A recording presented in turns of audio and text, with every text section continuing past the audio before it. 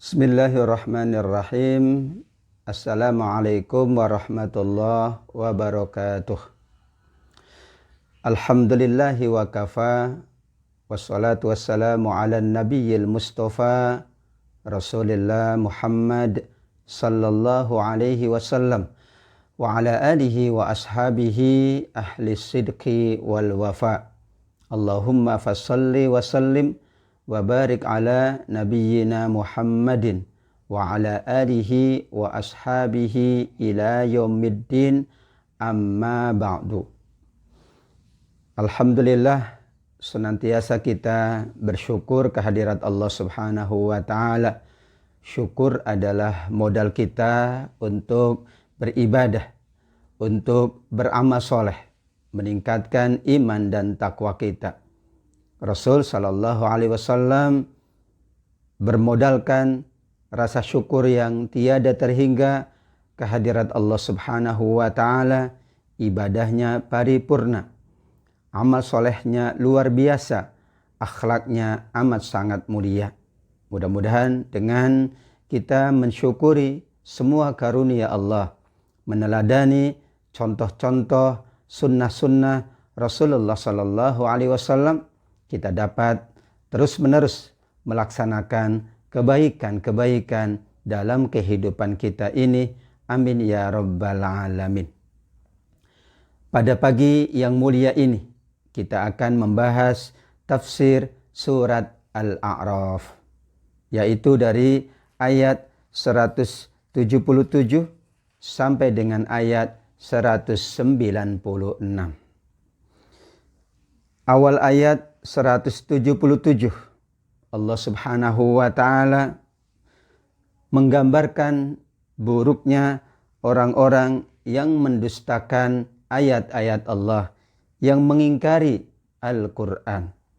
Sa'a mathalanil qaumul ladzina kazzabu bi ayatina. Sungguh amat sangat buruk. Sa'a merupakan kalimat untuk menunjukkan keburukan perilaku, ungkapan untuk mengisyaratkan buruknya sifat dan perilaku seseorang.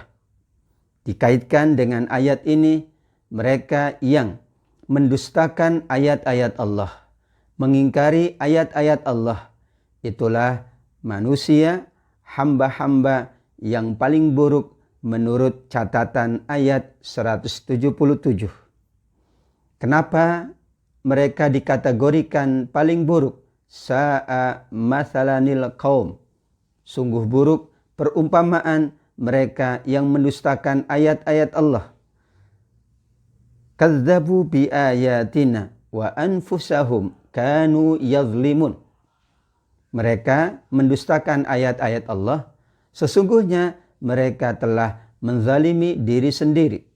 Bukankah petunjuk ada di ayat-ayat Allah? Tuntunan kebahagiaan pun ada di ayat-ayat Allah.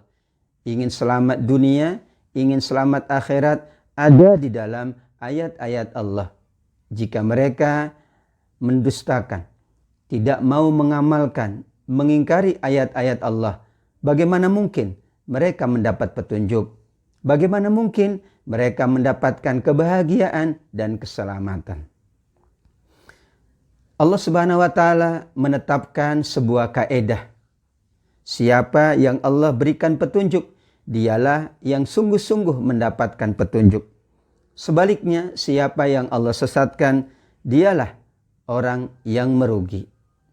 Ayat ini banyak kita temukan di dalam ayat-ayat Al-Quran. Allah memberi petunjuk kepada siapa yang Allah kehendaki. Allah pula menyesatkan siapa yang Allah kehendaki. Kaidah ini tidak menafikan ikhtiar, tidak menafikan usaha yang dijalankan oleh manusia. Ketetapannya benar, yang Allah beri petunjuk, dialah yang sungguh-sungguh mendapat petunjuk. Yang Allah takdirkan sesat, dialah yang sesat. Namun tidak kemudian ayat ini dijadikan dalih untuk kita tidak melakukan ikhtiar. Ikhtiar mencari petunjuk. Ikhtiar menguatkan petunjuk. Ikhtiar bersama orang-orang yang mendapatkan petunjuk. Sebagaimana ungkapan orang-orang musyrik. Ketika mereka melakukan perbuatan syirik, mereka menyalahkan Allah. Lau sya'a rabbuna ma asyrokna. Kalau Tuhan kami menginginkan, menghendaki, tidak mungkin kami ini syirik. Ayat ini tidak serta-merta kita fahami bahwa manusia tidak berikhtiar, manusia tidak berusaha agar selalu mendapatkan petunjuk, agar terhindar dari mereka yang disesatkan oleh Allah Subhanahu wa taala. Jika disesatkan oleh Allah, Allah Subhanahu wa taala menyebutkan di akhir ayat 178, faulaika humul khasirun, orang yang tidak mendapat petunjuk. Sebaliknya, mendapatkan kesesatan dari Allah, itulah pasti orang yang merugi di dalam kehidupan dunia ini, apalagi nanti di yaumil qiyamah kelak. Allahumma hdinas siratal mustaqim. Ya Allah, selalu tunjukkanlah kami. Ya Allah, kuatkanlah kami untuk mengikuti petunjuk-Mu yang lurus. Amin ya rabbal alamin. 179 surat Al-A'raf menggambarkan keadaan manusia yang nanti berada di dalam neraka jahanam. Allah Subhanahu wa taala menyebutkan di ayat ini bahwa neraka jahanam dipenuhi oleh bangsa manusia, oleh bangsa jin, di mana mereka tidak menjadikan semua anugerah Allah dalam rangka mengimani Allah, mengimani ayat-ayatnya. Malah disebut di ayat ini, lahum qulubul la yafqahuna biha. Mereka memiliki hati, tetapi tidak digunakan untuk memahami, merenungi ayat-ayat Allah. Mereka pula sesungguhnya memiliki mata, tapi mata tersebut tidak digunakan untuk melihat tanda-tanda kebesaran Allah, tanda-tanda keagungan Allah.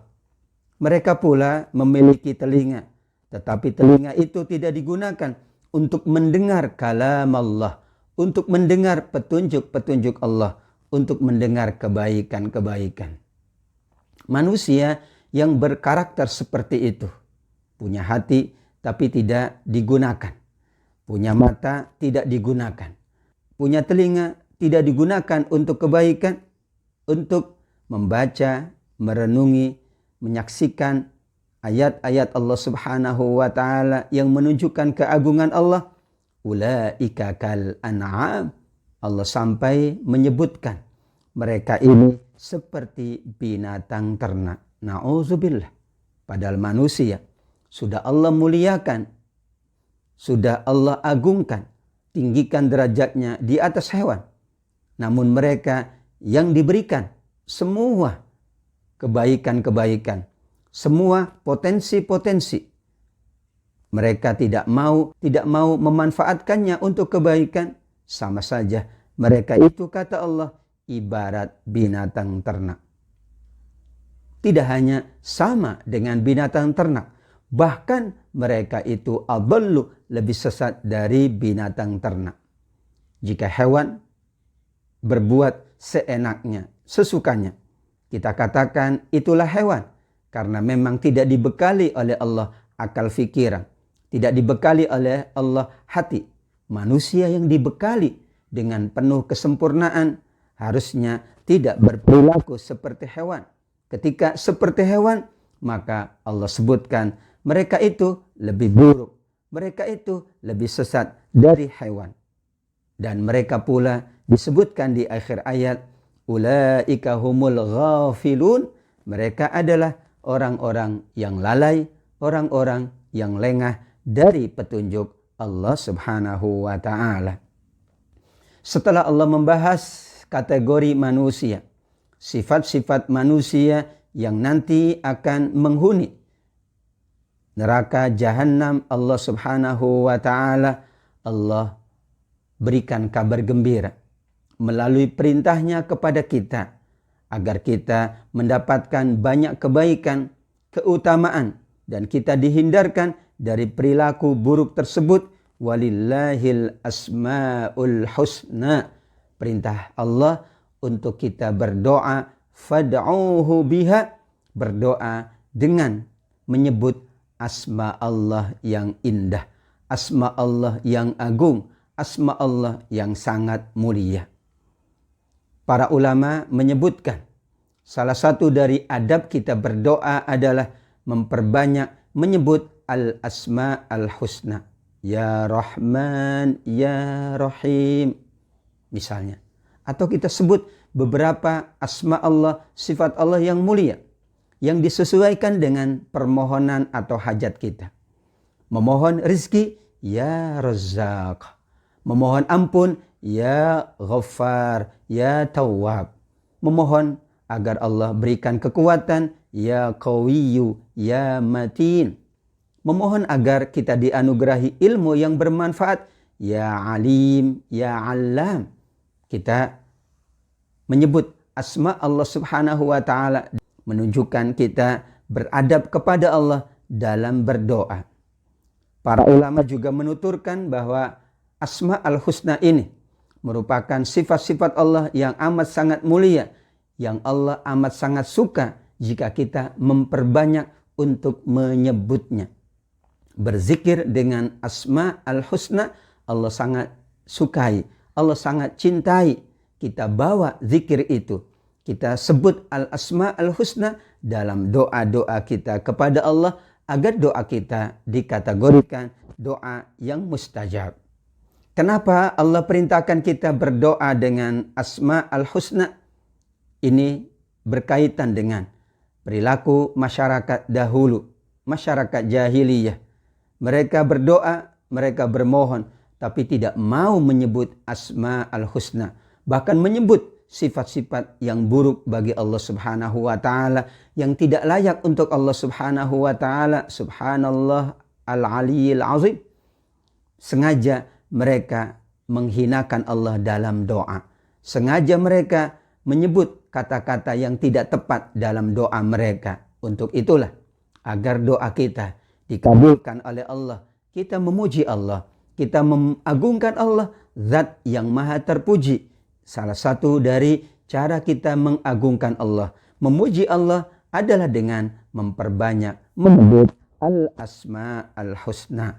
Untuk itulah Allah subhanahu wa ta'ala memerintahkan kita, tinggalkanlah orang-orang yang selalu menyalahgunakan asma al-husna, atau menyalahartikan asmaul husna, atau menyebut sifat-sifat nama-nama Allah yang bertentangan dengan keagungan asma Allah yang sangat mulia. Di antara manusia ada yang selalu bersungguh-sungguh untuk mengikuti petunjuk yang benar, dan mereka selalu berusaha agar petunjuk itu dijalankan, diamalkan dengan sebaik-baiknya. Bahkan mereka berharap sahabatnya, keluarganya, teman-temannya, kerabatnya juga mendapatkan petunjuk yang sama. Seseorang yang memberi petunjuk kepada seseorang, seseorang yang kemudian ia menjadi wasilah kebaikan orang tersebut, kesolehan orang tersebut, maka pahala bagi dirinya seperti pahala yang dilakukan oleh orang tersebut. La ayyahdiyallahu bika rajulan wahidan khairun laka min humurin na'am. Bahkan di dalam hadis riwayat Imam Bukhari rahimahullah, Rasul sallallahu alaihi wasallam memberikan balasan yang tiada terkira manakala kita selalu berusaha mendoakan petunjuk, membimbing ke jalan yang benar, berusaha menjadi lantaran orang itu baik karena kita, soleh karena kita. Ia yang selalu memberi petunjuk, bimbingan ke jalan yang benar, ingin orang lain juga baik dan bahagia, maka pahalanya lebih baik dari unta merah. Unta merah ini merupakan simbol, merupakan pengibaratan betapa agungnya, betapa tingginya nilai pahala tersebut. Sedangkan orang-orang yang mendustakan ayat-ayat Allah, kami akan hukum secara berangsur-angsur, sanas tadrijuhum min haitsu la ya'lamun. Ayat ini dikaitkan dengan surat Al-Qalam ayat 44. Fadharni wa man yukadzibu bihadzal hadits sanastadrijuhum min haitsu la ya'lamun. Yang dirumuskan oleh para ulama dengan istidraj. Apa makna dari istidraj? Istidraj itu adalah Allah Subhanahu wa taala menangguhkan hukuman seseorang dengan memperbanyak nikmatnya, dengan terus-menerus diberikan nikmat hingga ia lalai, hingga ia lupa, hingga ia terlena terus-menerus dalam kejahatan dan kesalahan itu, dan pada akhirnya ketika kesalahannya, kejahatannya itu sampai pada puncaknya, Allah hukum dengan hukuman yang seberat-beratnya. Lawan dari istidraj adalah kenikmatan yang sungguh-sungguh, ujian yang sungguh-sungguh dari Allah Subhanahu wa taala. Belum tentu kenikmatan seseorang adalah karena kebaikannya. Belum tentu pula ujian seseorang karena kesalahannya. Istidraj ini menjadi peringatan bagi kita semuanya, mengingatkan kita semuanya agar kita tidak lengah, tidak lalai dengan dunia, dengan kenikmatan dunia. Justru kita bermuhasabah, introspeksi. Jangan-jangan kenikmatan dunia ini bukan karena kita layak menerimanya, karena kesalahan kita, tapi mungkin ada kesalahan. Kita segera kemudian memohon ampun kepada Allah Subhanahu wa taala. Hadis Aisyah radhiyallahu anha mengingatkan dan menguatkan ayat ini. Idza ra'aitar rajula, jika kalian melihat seseorang, Allah banyakkan rizkinya, Allah luaskan hartanya, janganlah kalian tertarik dengannya, janganlah kalian terperdaya dengannya, karena bisa jadi itu merupakan istidraj dari Allah Subhanahu wa taala. Na'udzubillah. Istidraj merupakan hukuman yang berat karena tidak disadari oleh yang berbuat kesalahan.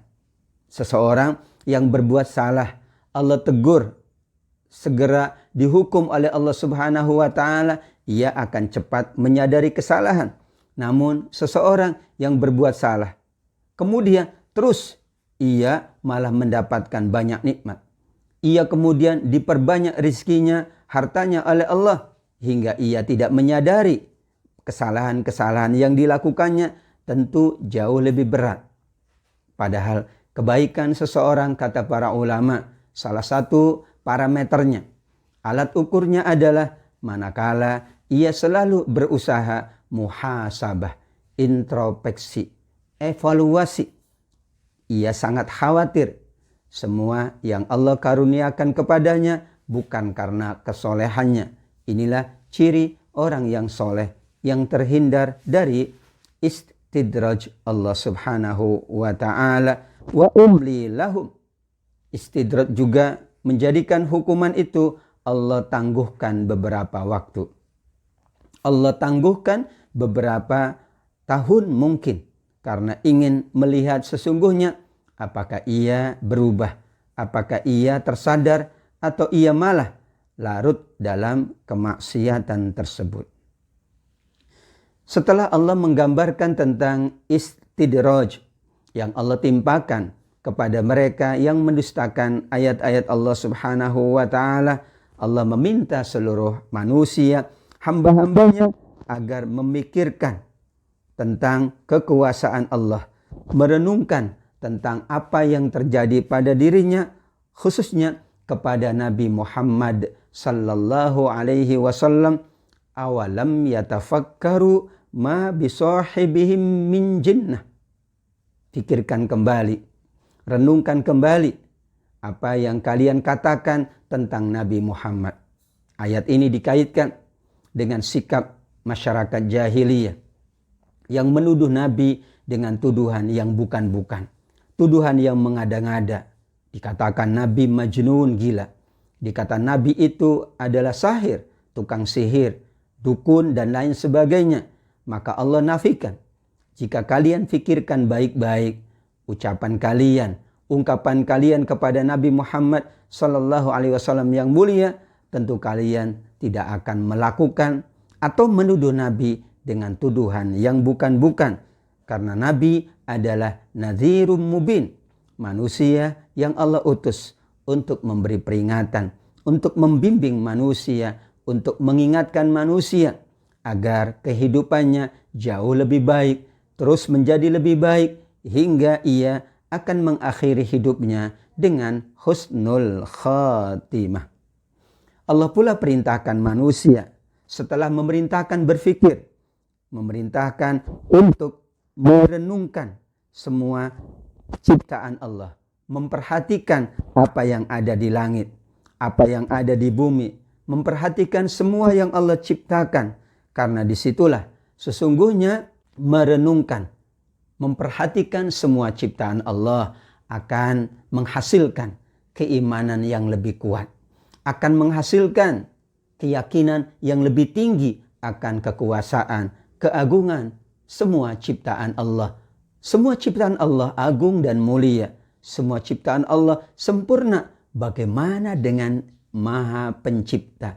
Bagaimana dengan Allah yang Maha Pencipta? Tentu amat sangat sempurna, amat sangat mulia. Fabi ayyi haditsin ba'dahu yu'minun. Allah ingatkan ketika memperhatikan semua kehidupan ini, semua ciptaan Allah. Diperhatikan pula khususnya adalah bahwa semuanya akan ada batas waktunya, ada batas usianya. Dan ketika Allah menghendaki berakhirnya kehidupan sebuah makhluk, kehidupan sesuatu makhluk, kehidupan seseorang, maka tidak akan ada penangguhan, tidak akan ada perpanjangan waktu. Jika Allah tentukan, semuanya harus mengikuti apa yang ditentukan oleh Allah Subhanahu wa ta'ala. Allah ingatkan kembali ayat 186. Redaksinya mirip dengan ayat 178. Siapapun yang disesatkan oleh Allah, tidak ada yang dapat memberinya petunjuk.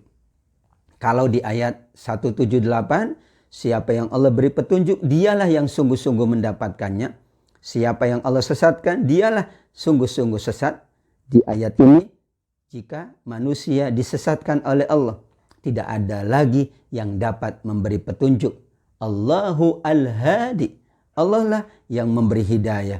Allah lah yang memberi petunjuk kepada siapa yang Allah kehendaki. Manusia adalah lantaran. Nabi Muhammad adalah wasilah, media agar kita mendapatkan petunjuk. Demikian juga guru-guru kita, para kiai, para ustaz, para habaib, orang-orang soleh adalah lantaran, adalah wasilah agar petunjuk Allah Subhanahu wa ta'ala sampai kepada diri kita.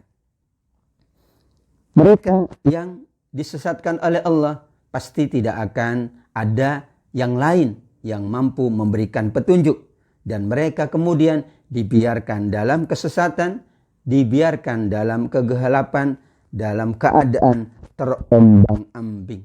Tidak jelas dan tidak mengenal untuk apa kehidupan ini. Bagaimana ia jalankan kehidupan. Ia menjalankannya sesukanya. Ia tidak memperhatikan baik dan buruk. Ia tidak mengenal salah dan benar. Seluruhnya ia lakukan karena ia tidak mendapatkan petunjuk Allah Subhanahu wa ta'ala. Ayat 187 berbicara tentang sikap orang-orang musyrik yang selalu bertanya kepada Rasul tentang kapan terjadinya kiamat. Pertanyaan ini bukan untuk menambah pengetahuan, bukan untuk menguatkan keyakinan akan kepastian kiamat. Tapi sengaja mereka tanyakan kepada Rasul untuk mencemooh, untuk menghina Rasul sallallahu alaihi wasallam karena mereka tahu pasti Rasul sallallahu alaihi wasallam tidak mungkin mampu menjawabnya. Tidak ada yang mengetahui kapan terjadi kiamat, termasuk Nabi Muhammad sallallahu alaihi wasallam. Yas'alunaka 'anis sa'ati ayyana mursaha. Mereka para musyrikin Mekah selalu bertanya kepada Nabi kapan kiamat terjadi. Allah Subhanahu wa taala memberikan jawaban kepada Nabi Muhammad sallallahu alaihi wasallam, wahai Muhammad, jawablah kepada mereka, pengetahuan tentang kapan kiamat ada pada Tuhanku. Tidak ada seorang pun yang dapat menjelaskan waktunya. Dan sesungguhnya kiamat itu huru haranya amat sangat dahsyat. Akan terjadi pada bumi Allah, terjadi pula pada langit Allah dan pada semesta ini. Sebagai tanda akan terjadinya kiamat, terjadi huru hara, terjadi bencana, musibah, dahsyatnya amat sangat luar biasa. Padahal itu merupakan tanda kiamat. Bagaimana mungkin manusia mengetahui detail tentang kiamat melainkan Allah Subhanahu wa taala yang dipastikan berdasarkan ayat ini, la ta'tikum illa baghtah. Kiamat akan datang secara tiba-tiba. Kiamat akan datang tanpa memberitahu, tanpa kita sadari, tanpa kita menyiapkan dengan sebaik-baiknya. Tanda-tanda kiamat itulah merupakan pengenalan awal. Tanda-tanda kiamat itulah merupakan peringatan. Peringatannya sudah banyak kepada kita. Waktu yang terus berjalan dari satu tahun ke tahun berikutnya. Usia yang selalu bertambah. Kekuatan yang berkurang. Semakin lemah, semakin tidak berdaya. Berkuranglah kenikmatan-kenikmatan. Berkuranglah berbagai hal yang dahulu kita rasakan amat sangat nikmat. Di usia lanjut, di usia yang sudah mendekati waktunya. Sesungguhnya itu tanda dari Allah Subhanahu wa taala agar seseorang segera mempersiapkan dirinya untuk menghadapi yaumil qiyamah. Karenanya kiamat itu dibagi dua sesuai hadis Rasul sallallahu alaihi wasallam.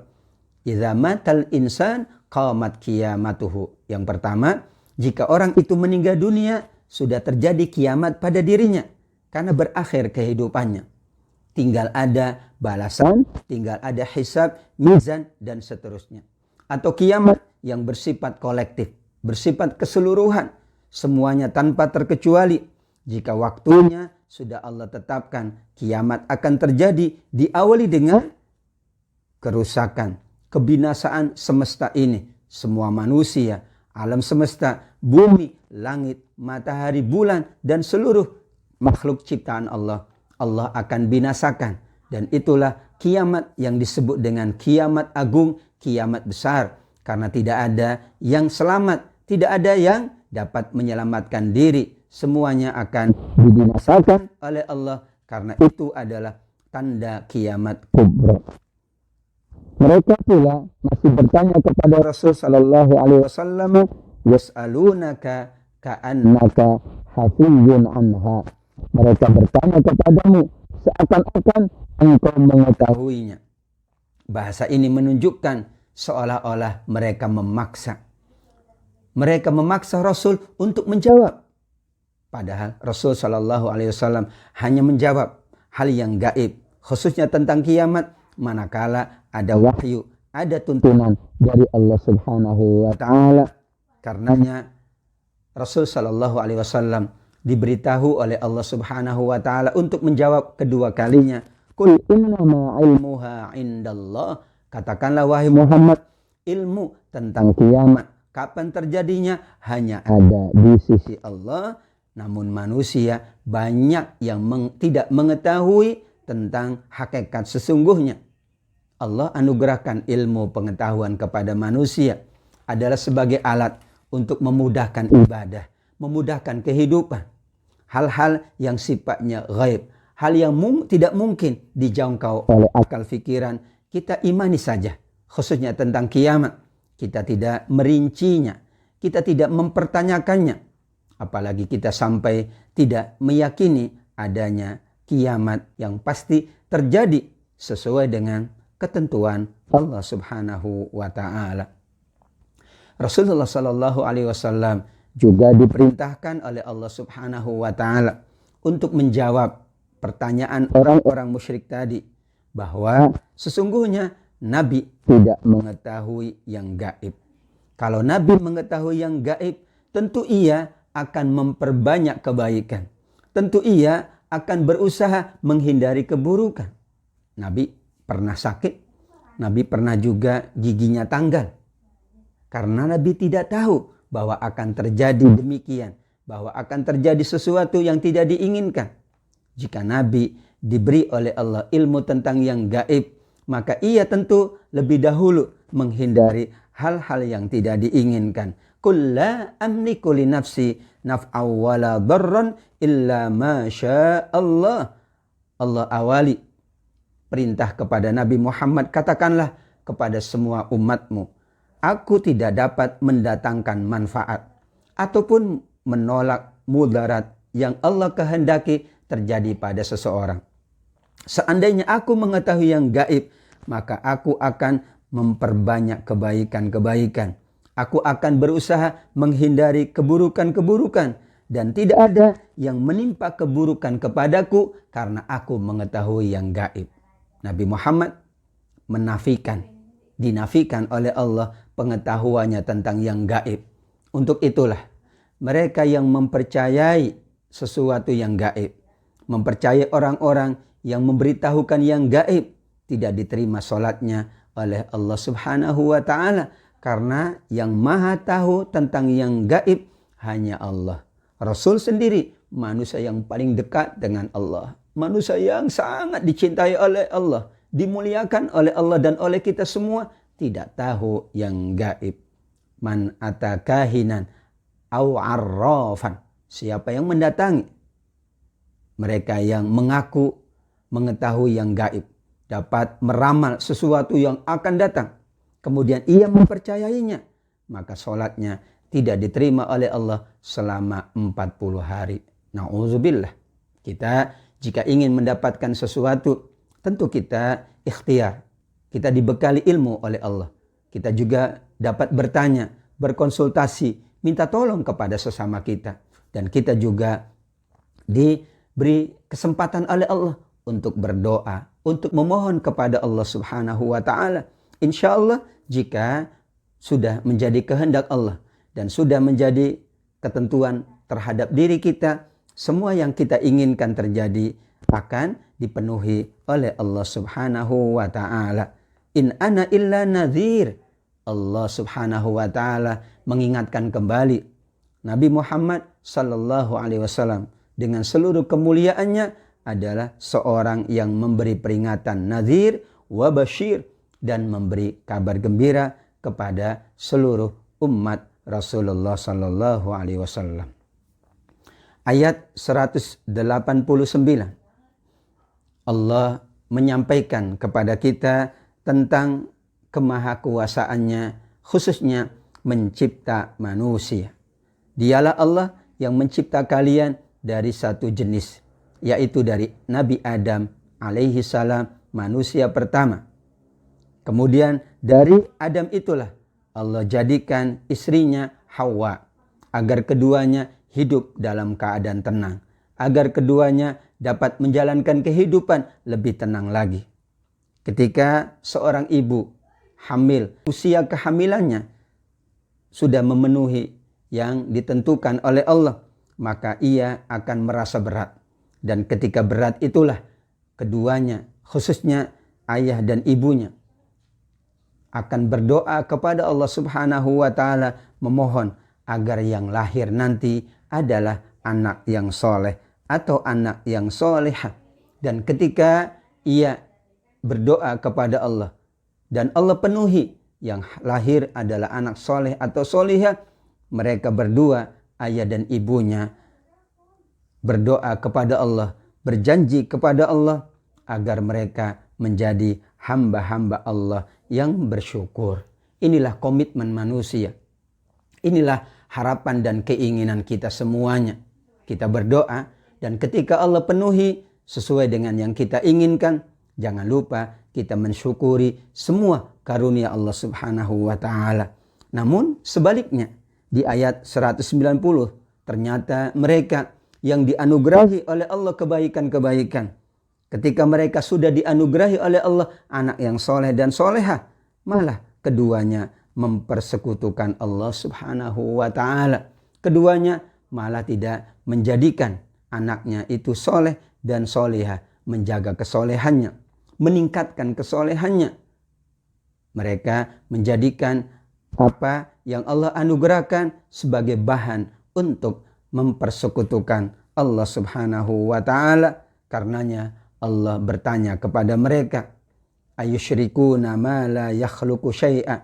Kenapa kalian mempersekutukan Allah dengan sesuatu yang tidak dapat mencipta, tidak dapat membuat apa-apa, bahkan tidak dapat berbuat apa-apa. Sedangkan yang kalian sembah adalah juga makhluk Allah Subhanahu wa ta'ala. Semuanya dicipta oleh Allah Subhanahu wa ta'ala. Mereka pula, kata Allah, tidak dapat memberikan pertolongan.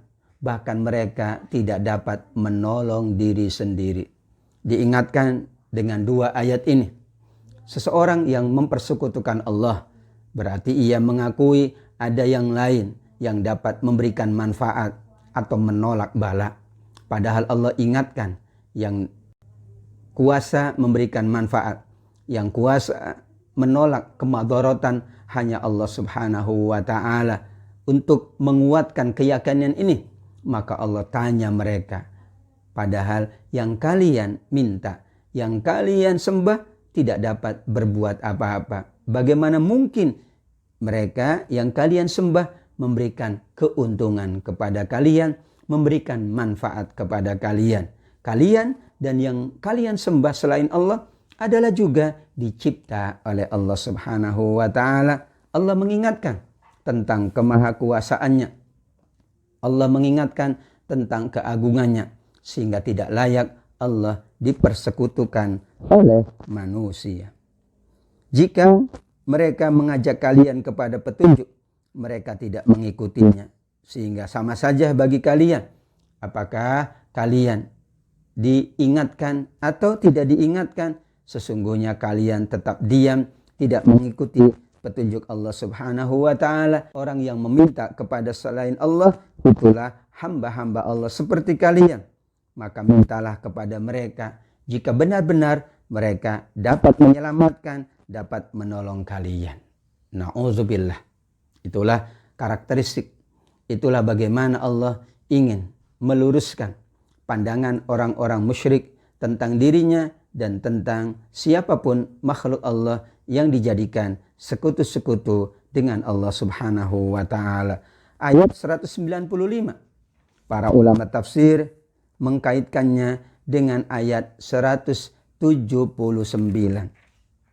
Allah ingatkan kembali semua yang Allah anugerahkan. Mata kita, telinga kita, hidung, hati, tangan dan kaki kita gunakan dalam rangka beribadah kepada Allah, dalam rangka beramal soleh. Inilah nikmat Allah yang tiada taranya. Namun manusia yang salah menggunakannya atau tidak menggunakannya untuk kebaikan, tentu Allah siapkan hukuman yang setimpal. Di ayat 195 Allah mempertanyakan kepada mereka yang Allah anugerahi kaki, yang Allah anugerahi tangan, pendengaran, penglihatan. Kenapa kemudian mereka tidak mensyukurinya dengan memanfaatkan semuanya dalam rangka beribadah kepada Allah Subhanahu wa ta'ala? Apakah mereka punya kaki untuk berjalan? Benar. Punya tangan untuk memegang? Iya. Punya telinga, punya mata untuk melihat? Kenapa kemudian tidak digunakan seluruhnya dalam rangka beribadah kepada Allah Subhanahu wa ta'ala? Atau makna yang lain kata para ulama tafsir, apakah mereka berhala-berhala, sekutu-sekutu Allah yang disembah itu dapat berjalan? Mereka dapat melihat? Apakah mereka dapat mendengar? Katakanlah, jika semua itu benar, panggillah mereka semuanya untuk menyelamatkan kalian pada hari kiamat kelak. Sungguh, pada saat kiamat terjadi, tidak ada yang dapat menolong Allah, karena semuanya akan hancur binasa. Dan itulah Maliki Yaumiddin. Tidak ada yang berkuasa, tidak ada yang dapat menolong, menyelamatkan, tidak ada yang kekal abadi melainkan Allah Subhanahu wa ta'ala. Surat Al-A'raf ayat 196. Allah Subhanahu wa ta'ala menggambarkan tentang keagungannya. Inna waliyyallah alladzi nazzalal kitab. Sesungguhnya wahai Muhammad sallallahu alaihi wasallam, katakanlah dan sampaikanlah kepada umatmu, pelindungku hanya Allah. Allah lah yang menurunkan Alkitab dan Allah lah yang akan menyelamatkan, melindungi orang-orang yang soleh. Melindungi orang-orang yang soleh. Ini menjadi isyarat bagi Allah Subhanahu wa ta'ala untuk kita terus meningkatkan kesolehan kita, untuk meningkatkan ibadah kita, amaliyah kita, khususnya kita masih berada di bulan Muharram. Bahkan hari ini kita akan menjelang tanggal 9 dan tanggal 10 bulan Muharram. Tanggal 10 bulan Muharram disebut dengan Asyura. Ada puasa Asyura yang disunnahkan oleh Rasulullah SAW. Bahkan puasa 10 Asyura ini, 10 Muharram, dulunya adalah puasa wajib sebelum bulan Ramadan. Keagungannya insya Allah menghapus dosa 1 tahun yang lalu. Kita jalankan puasa agung ini, kita jalankan sunnah Rasul SAW ini melengkapi apa yang sudah kita jalankan, ibadah yang sudah kita amalkan. Insya Allah semakin banyak yang kita amalkan, semakin baik yang kita lakukan, akan semakin besar rahmat Allah Subhanahu wa ta'ala, akan semakin terbuka. Allah mengampuni dosa-dosa kita semuanya, dan pada akhirnya kita termasuk yang Allah bahagiakan, yang Allah muliakan kelak di yaumil qiyamah bersama keluarga kita, sahabat kita, teman-teman kita, kerabat kita, semua orang yang mencintai kita dan kita mencintai mereka semuanya di dalam surga Allah Subhanahu wa ta'ala. Amin ya rabbal alamin. Hadanallahu wa iyyakum ajma'in. Al-afu minkum wallahu a'lam bissawab. Wassalamualaikum warahmatullahi wabarakatuh.